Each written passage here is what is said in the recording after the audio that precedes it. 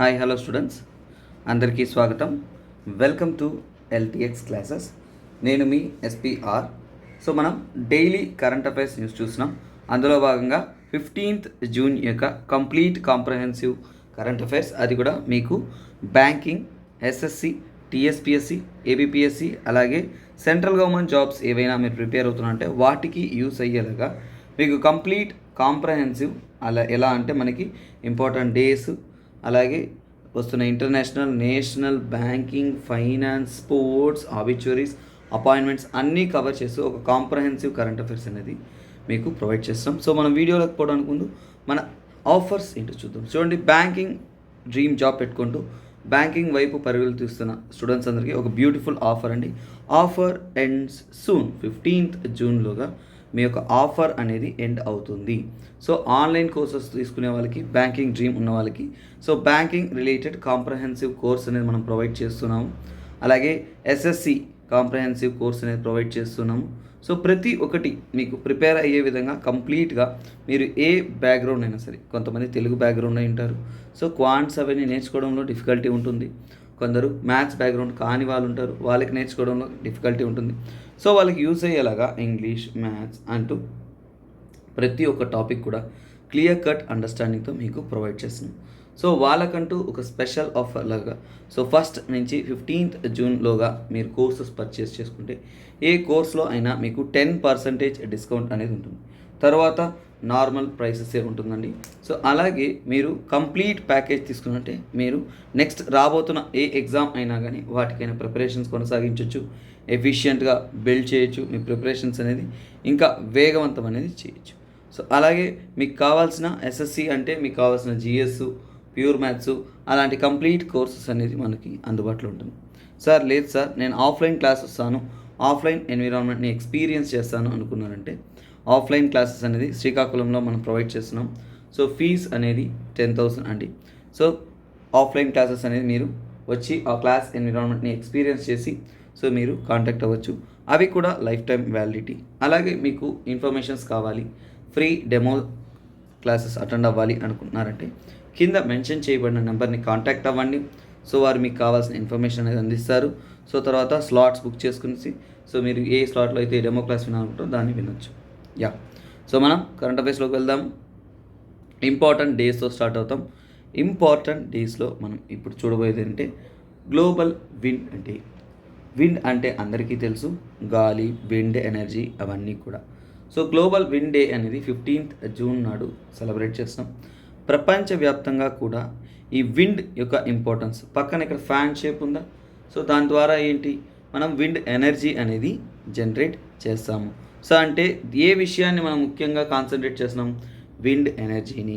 ఆ wind energy యొక్క ఉపయోగాలు ఏంటి, బెనిఫిట్స్, దానివల్ల మనము సృష్టిలో ఒక ఎకో ఫ్రెండ్లీ ఎన్విరాన్మెంట్తో, క్లైమేట్ చేంజ్తో పోరాడుతూ ఒక ఎఫిషియంట్ ఒక ఎనర్జీ పవర్ అనేది జనరేట్ చేయగలుగుతాం. సో ఆ పవర్ ఎలా జనరేట్ చేయాలి, మనం ఎలా దాన్ని సద్వినియోగం చేసుకోవాలి అనే దాని మీద అవగాహన, ఎడ్యుకేషన్ అనేది మనం ప్రజలకు క్రియేట్ చేయాలి. అలాగే పొటెన్షియల్, హైలీ పొటెన్షియల్ ఎనర్జీ సోర్సెస్లో అంటే దాంట్లో ఎక్కువ కంటెంట్ ఉంది కానీ మనం దాన్ని ఎక్స్ట్రాక్ట్ అనేది చేయాలి. సో దానికోసమే ఈ విండ్ ఎనర్జీని మనం ఏ విధంగా ఎక్స్ట్రాక్ట్ చేయాలి, ఆ పొటెన్షియాలిటీని ఏ విధంగా మనం యూజ్ చేసుకోవాలి అనే దాని గురించే మనం global wind energy wind day అనేది మనం సెలబ్రేట్ చేస్తున్నాం. సో దానికి ఈ సంవత్సరం థీమ్ కూడా ఏంటంటే potential of the wind energy change in the world. ఓకేనా, ఫస్ట్ 2007లో యూరోపియన్ ఏజెన్సీ వారు ఫస్ట్ స్టార్ట్ చేశారు దీన్ని. తర్వాత వరల్డ్ వైడ్ అనేది మనం ఫాలో అవుతున్నాం. సో నెక్స్ట్ కరెంట్ అఫైర్స్ ఏంటో చూద్దాం. జూన్ 15th నాడు world elder abuse awareness day. Elder అంటే ఏంటి, ఏజ్ ఎక్కువైన వాళ్ళు, ముసలి వాళ్ళు, అలాగే ఓల్డ్ పీపుల్. వాళ్ళకి మన జనరేషన్స్కి ఉండే డిఫరెన్స్ ఏంటి, వాళ్ళకి మనకున్న డిఫరెన్స్ ఏంటి, టెక్నాలజికల్ డిఫరెన్స్, డిజిటల్ డివైడ్. అంటే మనం ఉన్న జనరేషన్లో ఫోన్లు ఇవన్నీ వచ్చేసే మనకు అన్నీ తెలుసు, వాళ్ళకి అంత తెలియదు కదా, వాళ్ళు తెలుసుకోవాలి కదా. సో అందువలనే వాళ్ళకి మనకి ఉన్న ఆ గ్యాప్ అనేది బ్రేక్ చేయాలి అనే దానికోసం జూన్ 15th ఒక రోజుగా పెట్టుకొని సో మనం ఏంటంటే world elder abuse awareness day.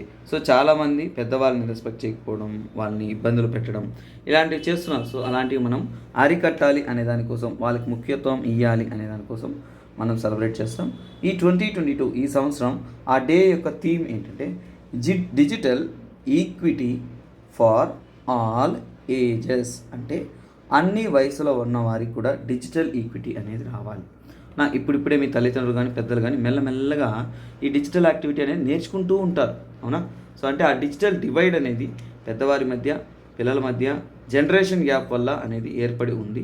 So ఆ జనరేషన్ గ్యాప్ మధ్య ఏర్పడిన దాన్ని మనం రిమూవ్ అనేది చేయాలి. దీనికోసం international network of prevention of elder abuse అనేది ఒక నెట్వర్క్ స్టార్ట్ అయింది. సో వారంతా కూడా పనిచేస్తున్నారు.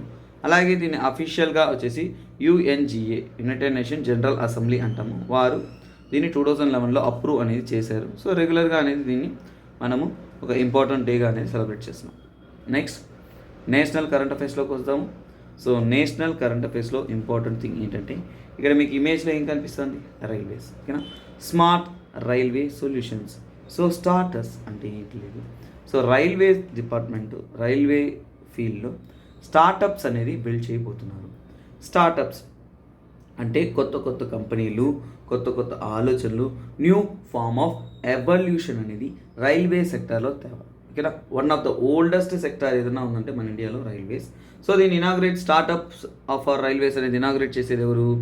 Railway minister. So railway minister ఎవరో మనం గుర్తుపెట్టుకోవాలి కదా. So it's important.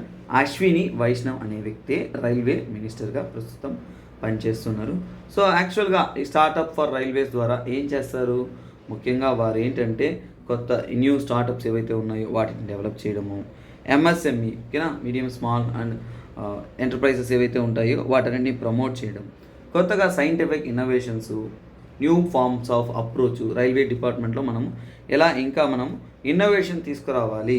పెద్ద పెద్ద ఎంటర్ప్రినర్స్ ఉంటారు కదా, కంపెనీస్, ఆర్గనైజేషన్స్, వాళ్ళతో కలిసికట్టుగా ఈ రైల్వే డిపార్ట్మెంట్ అనేది ఎలా పనిచేసి వారిని ఇంకొద్దిగా అడ్వాన్స్మెంట్లోకి మనం తీసుకెళ్ళాలి అనే దాని గురించి ఆలోచించడానికి ఈ యొక్క స్టార్టప్స్ ఫర్ రైల్వే అనే ఒక ప్రోగ్రామ్ అనేది రైల్వే డిపార్ట్మెంట్ వారు లాంచ్ అనేది చేశారు. దీని ద్వారా ఏంటంటే ఆ రైల్వే ఆదాయాన్ని కూడా మనం పెంచవచ్చు అనేది వాళ్ళు టార్గెట్ చేశారు. నెక్స్ట్ మనం వచ్చింది ఏంటంటే ఇంటర్నేషనల్ కరెంట్ అఫైర్స్ ఏంటో చూస్తాము. ఇంటర్నేషనల్ కరెంట్ అఫైర్స్లో ఇది ఇంటర్నేషనల్ ఆర్గనైజేషన్స్లో భాగం అండి, చాలా ఇంపార్టెంట్. బిమ్స్టెక్. సో పేరులోనే ఎన్ని లెటర్స్ ఉన్నాయి చూడండి, 7 లెటర్స్ ఉన్నాయి. అంటే 7 దేశాలు కలిసిందే ఈ బిమ్స్టెక్ అనేది. ఇది ఒక ఆర్గనైజేషన్ అండి. దాని యొక్క ఫుల్ ఫామ్ ఇక్కడ చూడొచ్చు. Bay of Bengal initiative for multi sectoral technical and economic cooperation. Multi sectoral అంటే ఏంటి? ఆ బే ఆఫ్ బెంగాల్ ఉన్న చుట్టూ ఉన్న దేశాలన్నీ కూడా కలిసి టెక్నాలజికల్ మరియు ఎకనామిక్ కోఆపరేషన్, మనమంతా కూడా కలిసికట్టుగా ఒక డెవలప్మెంట్ దారిలో నడవడానికి ఒకటవుదాం అనే దానికోసం ఒక యునైటీ ఫ్యాక్టరీ ఇది, ఓకేనా? సో అలాగే ఇనీషియల్గా ఫామ్ అయినప్పుడు ఇది బిమ్స్టెక్గా లేదండి, బిమ్స్ట్గా ఉంది. అంటే ఏంటంటే Bangladesh, India, Myanmar, Sri Lanka, Thailand మాత్రము ఇందులో భాగంగా ఉంది. అంటే ఏవైతే మన బే ఆఫ్ బెంగాల్ని టచ్ చేస్తుంటాయి కదా దేశాలు, అవే Sri Lanka, India, Bangladesh, Myanmar, Thailand ఇవి మాత్రం ఉన్నాయి. తర్వాత అబ్జర్వర్ స్టేటస్లో వచ్చేసి నేపాల్, భూటాన్ అని ఇచ్చారు. ఎందుకంటే నేపాల్, భూటాన్కి యాక్సెస్ చేసుకున్న సీ పోర్ట్స్ ఏంటంటే బే ఆఫ్ బెంగాల్ మాత్రమే. అది ఇండియా ద్వారా, ఇండియా అనేది ఆ ఫ్లెక్సిబిలిటీ వాళ్ళిద్దరికీ కూడా ఇచ్చున్నారు. సో అందువల్ల ఇప్పుడు ప్రస్తుతానికి 7 కంట్రీలు ఉన్నాయి బిమ్స్టెక్లో. సో అవేవో మనం చూడగలం. అలాగే ఇవి ఎప్పుడు ఫౌండ్ చేశారు? 1997లో బ్యాంకాక్ డిక్లరేషన్ అనేది స్టార్ట్ చేశారండి, అప్పుడు స్టార్ట్ చేశారు. సో ఇంకోటి ఈ బిమ్స్టెక్ గుర్తుపెట్టుకోవడానికి సింపుల్ థింగ్ అండి. అక్కడ నేను రాస్తున్నాను చూడండి, BIMST. సో దాంట్లోనే మీ పేర్లు గుర్తుంటాయి. నేపాల్, భూటాన్ మాత్రం సపరేట్గా గుర్తుంటే చాలు, ఓకేనా? మిగిలినవన్నీ కూడా BIMSTలోనే మీకు ఆ కంట్రీస్ ఏవో ఉంటాయి. 1997లో బ్యాంకాక్ డిక్లరేషన్తో స్టార్ట్ అయింది ఈ బిమ్స్టెక్. కొన్ని డిక్లరేషన్స్ అనేది ఇంటర్నేషనల్ ఆర్గనైజేషన్ తెలుసుకోవాలి ఖచ్చితంగా. అలాగే ఈ బిమ్స్టెక్ యొక్క ఇంపార్టెన్స్ ఏంటంటే ప్రపంచవ్యాప్తంగా ఉంటున్న 22% ఆఫ్ వరల్డ్ పాపులేషన్స్. సో ఈ యొక్క ప్రాంతం సౌత్ ఏషియన్ పార్ట్లో మాత్రమే వరల్డ్లో ఉండే పాపులేషన్లో 1/4 అనేది మన ఈ ప్రాంతంలోనే ఉన్నారు చాలా వరకు. అలాగే జీడిపి అనేది 2.7 ట్రిలియన్స్ అనేది $1 trillion అనేది ప్రపంచవ్యాప్తంగా కాంట్రిబ్యూట్ చేస్తున్నాం.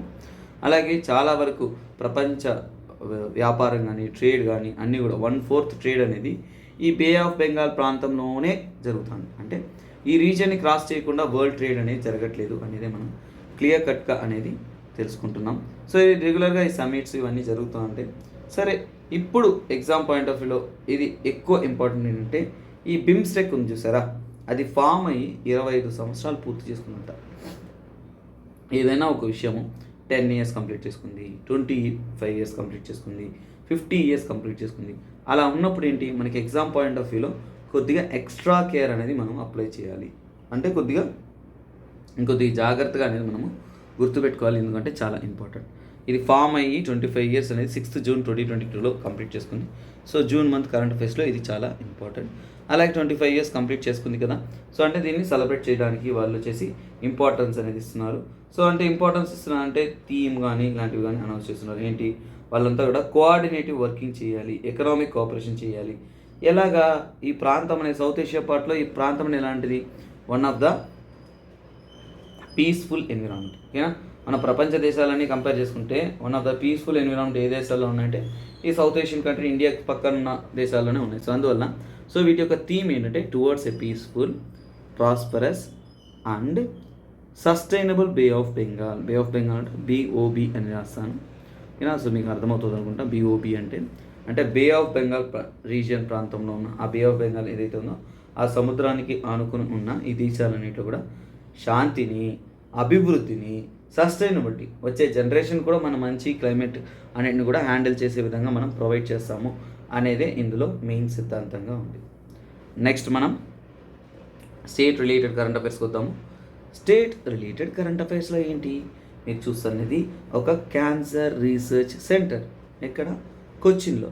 కేరళ సీఎం గారు కొత్తగా వచ్చేసి క్యాన్సర్ పైన రీసెర్చ్ చేయడానికి ఒక సెంటర్ అనేది లాంచ్ చేశారు. సో దీని ద్వారా ఏంటి, క్యాన్సర్ పైన రీసెర్చ్ చేయడానికి, క్యాన్సర్ పైన అవగాహన కలిగించడానికి, అలాగే అక్కడ డయాగ్నోస్టిక్స్ అంటారు. ఓకేనా, ముఖ్యంగా ఏంటంటే డయాగ్నోస్టిక్స్, హెల్త్ కేర్ ఇవన్నీ కూడా చూస్తుంటారు. అలాగే దీన్ని చేసింది ఎవరంటే కార్కినోస్ హెల్త్ కేర్.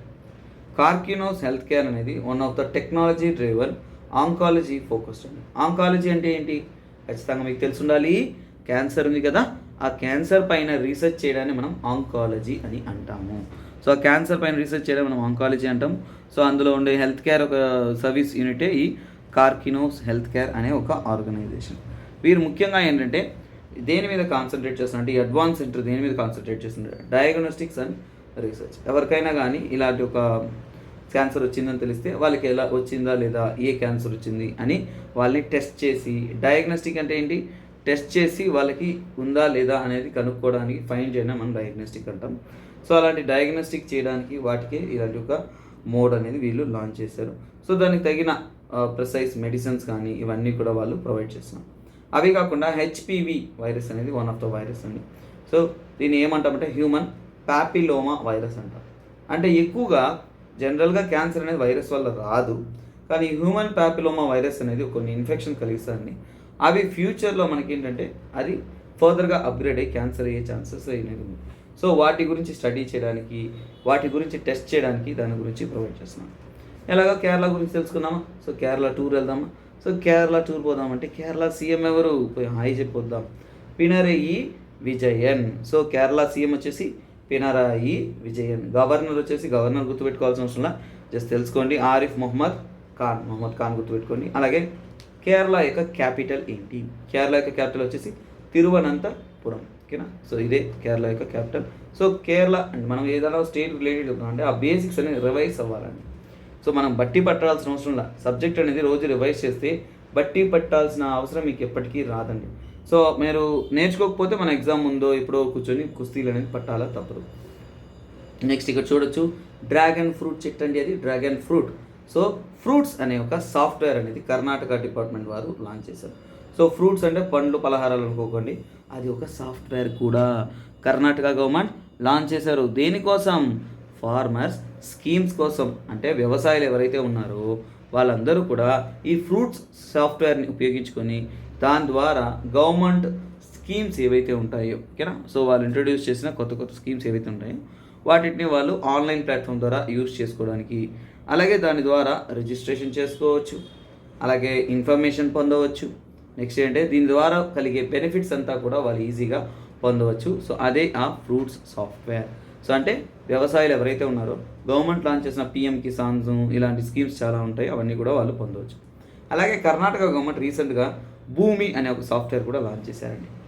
సో ఆ భూమి సాఫ్ట్వేర్ గురించి తెలుసుకోవాలి కదా, ఖచ్చితంగా రీసెంట్గా ఏమైనా తెచ్చారంటే దాన్ని తెలుసుకోవాలి. భూమి అనేది ఏంటంటే ఒక డిజిటైజ్డ్ ల్యాండ్ రికార్డ్స్ అండి. సో వ్యవసాయాలు కానీ ల్యాండ్ కానీ ఏవైతే ఉన్నాయో వాటన్నిటిని కూడా ఆన్లైన్ ప్లాట్ఫామ్లో ఎక్కించి డిజిటైజ్ చేయడానికి ఇంట్రడ్యూస్ చేయబడిన ఒక సిస్టమే భూమి. సరే ఈ సాఫ్ట్వేర్లు అంతా ఎవరిస్తారు సార్ కర్ణాటక అంటే national informatic centres. Sir NIC అంటే ఏంటంటే నేషనల్ ఇన్ఫర్మేటిక్ సెంటర్స్. వారు కర్ణాటక అందరికీ కూడా ఇలాంటిగా సాఫ్ట్వేర్స్ అవన్నీ కూడా రెడీ చేసి ఇస్తారు. సో దీని ద్వారా ఏంటంటే ఓవరాల్గా PM Kisan, minimum support price, ఇలాంటి గవర్నమెంట్ స్కీమ్స్ ఇనిషియేటివ్స్ ఉంటాయి. డైరెక్ట్ బెనిఫిట్ ట్రాన్స్ఫర్ ఉంటుంది చూసారా, డైరెక్ట్గా వ్యవసాయ అకౌంట్లకే వాళ్ళకి కావాల్సిన పిఎం కిసాన్ ద్వారా మనీ అనేది వేయడం. సో ఇవన్నీ వేస్తున్నారంటే దానికైనా మనీ అంతా కూడా గవర్నమెంట్ దగ్గర కావాల్సిన బెనిఫిట్స్ అనేది రిజిస్ట్రేషన్ చేసుకోవడానికి దానికి వాళ్ళు బెనిఫిట్ అనేది పొందొచ్చు. ఇలా కర్ణాటకలో మాత్రమే 78 లక్షల వ్యవసాయులు ఉన్నారంటండి. సో ఆ 78 లక్షల వ్యవసాయులు దీని ద్వారా బెనిఫిట్ అనేది పొందుతారు. సో ఇది ఓవరాల్గా ఈ యొక్క స్కీమ్ యొక్క డీటెయిల్స్ అవన్నీ కూడా అండి. సో కర్ణాటక కాబట్టి ఇంత కేరళ వెళ్ళాం కానీ ఇప్పుడు కర్ణాటక కూడా వెళ్ళి అక్కడ ఉన్న సీఎం కూడా హాయ్ చెప్పి వస్తాం, ఓకేనా. సో ఆయన పేరు ఏంటంటే సీఎం పేరు వచ్చేసి బసవరాజ్ బొమ్మాయి. సో బసవరాజ్ బొమ్మాయి అంటే బొమ్మలా ఉండరు. So it's a name. So Basavaraj Bommai. So అలాగే క్యాపిటల్ తెలియాల్సిన అవసరం మీకు తెలుసు, బెంగళూరు.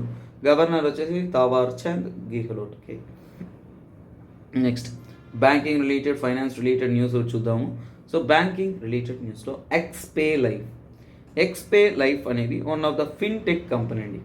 సో కామెంట్ సెషన్లో ఫిన్టెక్ కంపెనీ అంటే ఏంటో మీరు కామెంట్ చేయండి. ఎందుకంటే ఫిన్టెక్ కంపెనీ అంటే రీసెంట్ టైంలో ట్రెండింగ్గా ఉంది. అది ఏంటి, ఏం చేస్తుంది అనేది మీరు కామెంట్ సెక్షన్లో చేయండి. ఎందుకంటే దాని మీద మీరు రీసెర్చ్ అనేది చేసినట్టు తెలుస్తారు. ఇది ఒక economy and banking related concept అండి. సో మీరు కమెంట్ చేయండి. సో మీకు నేర్చుకున్నట్టు ఉంటుంది. సో అలాగే ఇంకా మీ ఫ్రెండ్స్కి మీరు హెల్ప్ చేసినట్టు.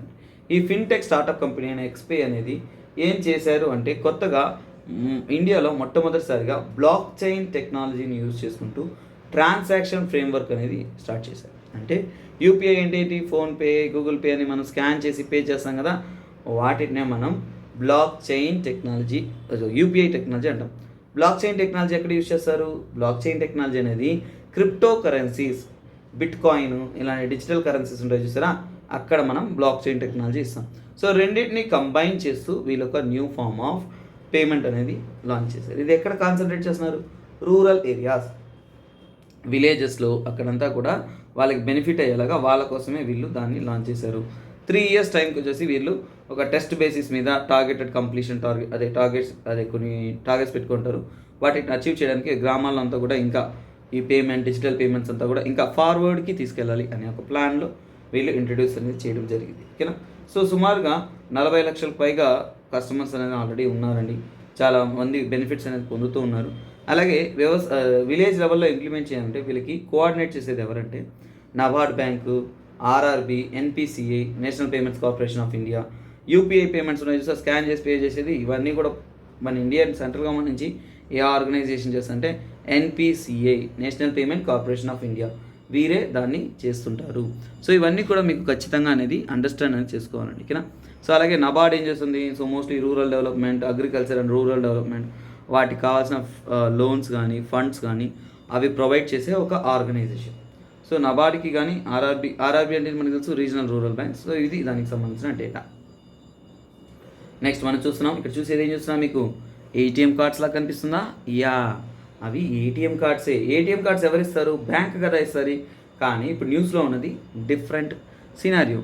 దాన్ని ఏమంటాం? ఓమ్నీ కార్డ్స్ అంటాం. ఓమ్నీ కార్డ్స్ అనేది పాన్ ఇండియా, కేజీఎఫ్ మూవీ లాగా పాన్ ఇండియా ఏటీఎంస్. అంటే ఇండియాలో ఎక్కడైనా కానీ ఏ ప్లేస్లో అయినా కానీ మనము ఈ ఏటీఎంని ఉపయోగించి మనీ విత్డ్రావల్ అనేది చేయవచ్చు. మొట్టమొదటిసారిగా ఆర్బీఐ వచ్చేసి పీపీఐస్కి లైసెన్స్ అనేది ఇచ్చున్నారండి. అంటే ప్రీపెయిడ్ ఇన్స్ట్రుమెంట్స్. అంటే ప్రీపెయిడ్ ఇన్స్ట్రుమెంట్స్ అంటే ఏంటంటే ఇక్కడ తెలుసుకోండి, ఎక్కడైనా కానీ మన ఇండియాలో బ్యాంక్సే ఏటీఎంని లాంచ్ చేస్తాయి, ఏటీఎం అనేది ప్రొవైడ్ చేస్తాయి. కానీ ఇవి ఏంటి? నాన్ బ్యాంకింగ్ కంపెనీస్ అండి. అంటే ఇది బ్యాంకులు కావు, ఓకేనా. కాకపోతే కమర్షియల్ యూసేజ్ కోసము ఇలాంటి కార్డ్స్ అనేది ఇంట్రడ్యూస్ చేస్తారు. వాళ్ళు ఏంటంటే మనం ఇమేజ్ చూడండి, ఇమేజ్లో కూడా మీకు డీటెయిల్గా అర్థమవుతుంది. సో ఓమ్నీ కార్డ్ అని రాసి ఉంటుంది, తర్వాత రూపే కార్డ్ అని ఉంది. అంటే వీరు ఎవరెవరితో పార్ట్నర్షిప్ చేసుకుంటారు? రూపే కార్డ్ వాళ్ళతో ఈ ఓమ్నీ కార్డ్ వాళ్ళు పార్ట్నర్షిప్ చేసుకొని టైఅప్ చేసుకొని వీరు రెగ్యులర్గా సర్వీసెస్ అనేది ప్రొవైడ్ చేస్తారు. సో దీని ద్వారా ఏంటంటే ఇండియా వైడ్ అనేది వీళ్ళు ఏటీఎం మనీ డ్రావల్స్కి మనం అప్లై చేసుకోవచ్చు. అంటే సపరేట్గా మీకు ఏ బ్యాంక్ అకౌంట్ ఉన్నా కానీ మీరు దీంట్లో అప్లై చేసుకోవచ్చు. వీరు NPCI, national payment corporation of India, వారితో కలిసి పనిచేస్తూ ఇలాంటి ఫెసిలిటీస్ అనేది ఇంకా యూస్ అయ్యేలాగా వీళ్ళు అనేది ప్రొవైడ్ చేస్తున్నారు. సో ఇంకో ఆర్గనైజేషన్ అంటే రూపే కార్డ్స్, వీళ్ళిద్దరితో కొలాబరేషన్తో చేస్తున్నారు. So it's not a single bank oriented, అంటే ఒక బ్యాంకో వాళ్ళు కాదు, ఇది ఒక ప్రీపెయిడ్ ఇన్స్ట్రుమెంట్స్ అంటాం. యాక్చువల్గా ప్రీపెయిడ్ ఇన్స్ట్రుమెంట్స్ అంటాము, అలాగే ఆ రూపే పవర్డ్ పెయిడ్ కార్డ్స్ అంటాము. సో ముఖ్యంగా ఏంటంటే మనకి బ్యాంక్ లేకుండానే ఈ ఏటీఎంస్ కార్డ్ అనేది మీకు ప్రొవైడ్ చేస్తుంటారు. సో నెక్స్ట్ కరెంట్ అఫైర్స్ ఏంటో తెలుసుకుందాము. సో నెక్స్ట్ మనం చూడబోయేదంటే అక్వైజైజేషన్స్ అంటే ఏంటంటే ఏదైనా ఒక కంపెనీ ఇంకో కంపెనీని స్వాధీనం చేసుకున్నా, లేదంటే కొనుక్కున్నా కానీ, మర్జర్స్ 2-3 కంపెనీలు కలిసి కొత్త కంపెనీగా ఫామ్ అవడం కానీ, షేర్స్ పర్చేస్ చేస్తే దానికి రిలేటెడ్ న్యూస్ అనేది చూస్తున్నాం. సో ఇక్కడ మరి చూసేది ఏంటంటే టాన్సెంట్ అనేది ఏంటి, అది ఒక చైనాకి చెందిన కంపెనీ. టాన్సెంట్ కంపెనీ అనేది మీకు ఒక విషయం చెప్తే బాగా గుర్తొస్తుంది, పబ్జీ. ఇండియాలో పబ్జీ బ్యాన్ చేశారా అంటే ఈ టాన్సెంట్ కంపెనీ, చైనా కంపెనీ, వీరే యాక్చువల్గా పబ్జీ అనేది ఇండియాలో లాంచ్ చేశారండి. ఇప్పుడు వాళ్ళు కొత్త రూపంలో ఇండియాలోకి చాలా వరకు ఎంటర్ అవుతున్నారండి. ఎంటర్ అవ్వడం అంటే చాలా వరకు పెట్టుబడులు ఇండియాలో ఇన్వెస్ట్మెంట్ చేస్తూ ఉన్నారు. సో అలా ఉన్న ఇన్వెస్ట్మెంట్లో రూపంగా రీసెంట్గా ఫ్లిప్కార్ట్, మనకందరికీ తెలుసు, ఒక కామర్స్ కంపెనీ, ఇండియాకి చెందిన commerce company.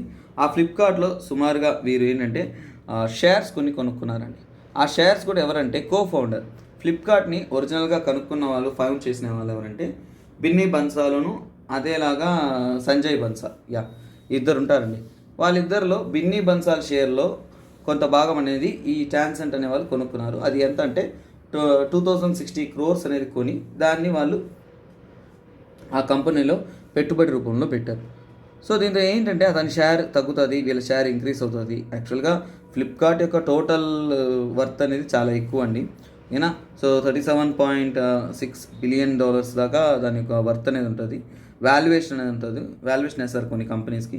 So total valuation అనేది $37.6 billion. దాంట్లో కొంత భాగమే తీసుకున్నారు. సో మైన్యూట్ 1-3% అంత వాల్యూనే వస్తుంది. బట్ అంత డీటెయిల్ మీకు గుర్తుండాల్సిన అవసరం లేదు. మీకు తెలియాల్సిందంటే ఈ టాన్సెంట్ కంపెనీ ఏంటి, అలాగే నెక్స్ట్ కంపెనీ ఏ కంపెనీలో వాళ్ళు ఇన్వెస్ట్మెంట్ పెట్టారు. సో అలాగే మనం ఇవన్నీ చూడాలి. సో అలాగే ఫ్లిప్కార్ట్ యొక్క ఇప్పుడు హెడ్ క్వార్టర్స్ అనేది సింగపూర్కి షిఫ్ట్ అయిందండి. ఈ టాన్సెంట్ కంపెనీ ఇంకొకటి మనం తెలుసుకోవాలి, ఈ కంపెనీ వచ్చేసి చైనాకి చెందిన కంపెనీ. ఇండియాలో ఉండే చాలా కంపెనీలో స్టార్టప్స్ ఉంటాయి చూసిన, కొత్త కంపెనీస్ ఏదైనా స్టార్టప్ అయ్యి ఇప్పుడే బిల్డ్ అవుతూ ఉంటుంది కదా. సో వాటిలో పెట్టుబడులు అనేది చాలా వరకు పెడుతున్నారండి. సో ఇన్వెస్ట్మెంట్స్ అనేది చాలా చాలా చాలా ఎక్కువ అనేది చేస్తూనే ఉన్నారు. సో అందులో ఇండియన్ స్టార్టప్స్ కంపెనీస్లో వీళ్ళు సుమారుగా $2 billion అనేది ఇన్వెస్ట్మెంట్ చేస్తున్నారు. సో నెక్స్ట్ కరెంట్ అఫైర్స్ ఏంటో చూద్దాము. సో ఇక్కడ చూసేది ఏంటి science and technology related current affairs. So science and టెక్నాలజీలో మీరు ఇక్కడ చూసేది one of the car manufacturing industry. అది ఏ కార్ మ్యానుఫ్యాక్చరింగ్ ఇండస్ట్రీ అంటే మారుతి సుజుకి కార్ మ్యానుఫ్యాక్చరింగ్ ఇండస్ట్రీకి మనం ఏం తెలుసుకోవాలి. ఇక్కడ చూస్తే ఇక్కడ ఏముంది, మ్యానుఫ్యాక్చరింగ్ ఇండస్ట్రీలో మొత్తం ఏంటి, సోలార్ ప్లాంట్స్ ఉన్నాయా. సో అదేనండి న్యూస్. ఈ మారుతి సుజుకి కార్ మ్యానుఫ్యాక్చరింగ్ ప్లాంట్లో వచ్చేసి ఏషియాలోనే అతిపెద్ద సోలార్ ప్లాంట్ అనేది కన్స్ట్రక్ట్ చేశారండి. అది ఎంత అంటే సుమారుగా 20 megawatts ఉండే ఒక సోలార్ ప్లాంట్ అనేది మానేశ్వర్, గురుగ్రామ్, హర్యానా దగ్గర మానేశ్వర్ అంటారు, ఓకేనా. సో మానేశ్వర్ దగ్గర వీళ్ళు ఇలాంటి ఒక ప్లాంట్ అనేది ఎస్టాబ్లిష్ అనేది చేశారు. సో ఎందుకంటే కార్ అంటేనే మనకు తెలుసు చాలా వరకు పొల్యూషన్స్ ఇవన్నీ చేస్తుంది. సో వాళ్ళంటూ కూడా క్లైమేట్ చేంజ్ అలాంటివన్నీ మిటిగేట్ చేయాలి. సోషల్ రెస్పాన్సిబిలిటీ, సామాజిక బాధ్యత, ఎందుకంటే CO2 ఎమిషన్ తగ్గించాలా లేదా, అప్పుడు ఎలక్ట్రిసిటీ పవర్ అనేది మార్చాలా లేదా. సో అందుకనే వీరు సోలార్ పవర్ ప్లాంట్స్ అనేది స్థాపించి ఎస్టాబ్లిష్ అనేది చేస్తున్నారు. So this is important for the climate ఓరియంటెడ్గా, చాలా చాలా ఇంపార్టెంట్. ఆల్రెడీ ప్యారిస్ సమ్మిట్, దీని తర్వాత అంతా కూడా మన ఇండియా వచ్చేసి క్లైమేట్ న్యూట్రల్ అవ్వాలి, 2070 అంతా మనం 0 ఎమిషన్ తేవాలనుకున్నామా. సో అందుకే సైన్స్ అండ్ టెక్నాలజీ ప్రాస్పెక్ట్లో ఇది చాలా చాలా ఇంపార్టెంట్. నెక్స్ట్ మనం చూడబోయేది ఆబిచ్యువరీస్ అంటే ఏంటి. కొందరు ఇంపార్టెంట్ పర్సన్స్, సొసైటీలో ఇంపార్టెంట్ పర్సన్స్ రీసెంట్గా ఎవరైనా చనిపోతే వారి గురించి మనం స్టడీ చేస్తాం. సో ఇమేజ్లో చూసే వ్యక్తిలో చూడొచ్చు, స్టాంప్ ఉంది. అతను ఏం చేస్తున్నా, ఆ స్టాంప్లో పరిగెడుతున్నాడు. సో ఒలింపియన్ 1980 అని రాస్తున్నారా. సో అదేనండి. సో ఆయన పేరు హరిచంద్ అండి. సో ఆయన ఏంటంటే లాంగ్ రన్నింగ్ ఛాంపియన్ అండి. లాంగ్ డిస్టెన్స్ రన్నింగ్ అంటారు. లాంగ్ డిస్టెన్స్ అంటే ఏంటంటే షార్ట్ డిస్టెన్స్ అంటే వేరు, లాంగ్ డిస్టెన్స్ అంటే వేరు. ఒలింపిక్స్ వాటిలో పార్టిసిపేట్ చేసేటప్పుడు లాంగ్ డిస్టెన్స్ రన్నర్ అంటే సుమారుగా డిఫరెంట్ డిస్టెన్స్ రన్ చేస్తారు. ఫర్ ఎగ్జాంపుల్ 5 kilometers రన్ చేయొచ్చు, 10 kilometers రన్ చేయొచ్చు, 1 kilometer రన్ చేయొచ్చు. వీళ్ళందరినీ ఏమంటాం మనము, ఇలాంటి డిస్టెన్స్ రన్నర్స్నే మనము లాంగ్ కిలోమీటర్స్ అంటే లాంగ్ డిస్టెన్స్ రన్నర్స్ అంటాం. మరి 100 మీటర్స్, 400 మీటర్స్, 800 మీటర్స్ పరిగిస్తారు చూసారా, చాలా తక్కువ దూరాలు వేగవంతంగా పరిగిస్తున్న ఉసేన్ బోల్ట్ వచ్చేసి లాంగ్ డిస్టెన్స్ రన్నరే కాదు, షార్ట్ డిస్టెన్స్లో అతను హీరో. సో ఇలాంటి వాళ్ళు, సో ఇతను ఏంటంటే లాంగ్ డిస్టెన్స్ రన్నర్ అండి. సో ఇండియా కోసం చాలా వరకు ఫైట్ చేసి 1976 సమ్మర్ ఒలింపిక్స్లో వచ్చేసి అతనికి వచ్చేసి 8th ప్లేస్లో ఫినిష్ అయ్యారు. తర్వాత ఇంకా మాస్కో ఒలింపిక్స్లో కూడా సక్సెస్ఫుల్ సాధించారు. ఏషియా తరపున ఏషియన్ కప్ అనేది గెలుచుకున్నారు. అర్జున అవార్డు అనేది కూడా గవర్నమెంట్ అతన్ని గౌరవిస్తూ ప్రొవైడ్ చేసింది. ఓకేనా, సో ఇది అతనికి సంబంధించింది. నెక్స్ట్ న్యూస్ చూడొచ్చు. సో నెక్స్ట్ న్యూస్లో ఏంటంటే, సార్ ఇంపార్టెంట్ పర్సన్స్ చనిపోతే అన్నారు, కానీ ఇక్కడ ఏం సార్ ఒక ఏనుగుని వేశారు. సో ఇక్కడ మీరు చూసే ఏనుగు వచ్చేసి దాని పేరు భోగేశ్వర. సో ఈ ఏనుగు సంబంధించిన న్యూస్ ఏంటంటే, ఏషియాలోనే పొడవైన దంతాలు కలిగిన ఏనుగు ఇదేనండి. దీనికి వయసు అయిపోయింది, 70 ఏళ్ళకి పైగా వయసు అయిపోయింది. నేచురల్ కాసెస్ వల్ల వయసు అయిపోయింది కాబట్టి చనిపోయారండి. సో అలాగే ఇది ఎక్కడ చనిపోయారంటే యాక్చువల్గా మైసూర్. ఓకేనా, సో మైసూర్ డిస్టిక్లో వచ్చేసి ఫారెస్ట్ ఆఫీసర్ అనేది నోట్ చేశారు. సో ఇదేంటంటే ఈ ప్రాంతంలోనే చాలా ఫేమస్ అండి, ఫొటోస్ వీటన్నిటికి కూడా. ఏషియాలోనే పొడవైన దంతాలు, మీరు ఇమేజ్లో చూడొచ్చు ఎంత పొడవైన దంతాలు ఉన్నాయి చూడండి. Yeah, that is a thing. So Mysore దగ్గర ఇది ఏంటంటే ఎక్కువగా ఫెమిలియర్గా, ఇంకా దీనికి మిస్టర్ కబిని అని కూడా అంటారు. ఎందుకు సార్ కబిని అంటారు? యాక్చువల్గా కబిని అనే రిజర్వాయర్ ఒకటి ఉందండి.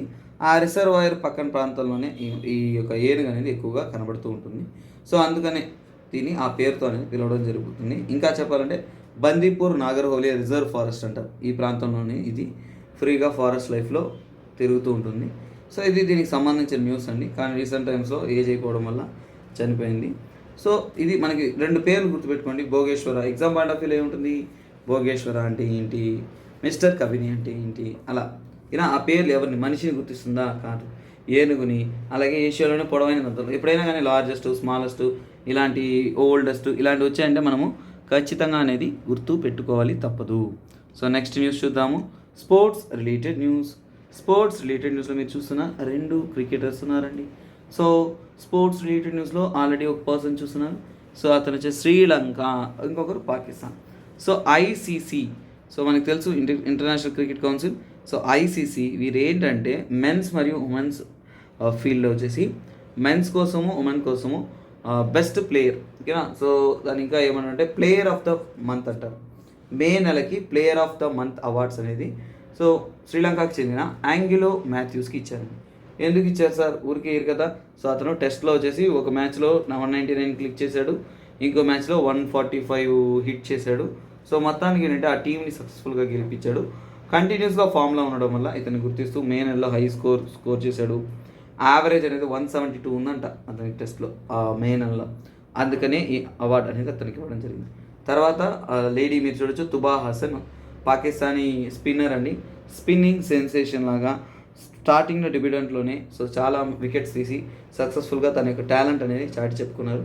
సో ఆ టాలెంట్ని గుర్తిస్తూ ఈ ఐసీసీ వారు ఈ ఉమెన్కి వచ్చేసి player of the month award అనేది ఇవ్వడం జరిగింది. ఓకేనా, సో ఇది రెగ్యులర్గా ఇస్తుంటారు. కాకపోతే మీరు ఇంకో విషయం గుర్తుపెట్టుకోవాలి, సార్ ఎగ్జామ్ పాయింట్ ఆఫ్ వ్యూలో ప్లేయర్ ఆఫ్ ద మంత్ అంత అవసరమా సార్ అంటే, చిల్ అండి. ఒక విషయం చెప్తా చూడండి, మీరు జూలైలో ఎగ్జామ్ రాస్తున్నా అంటే ఇది ఇంపార్టెంట్.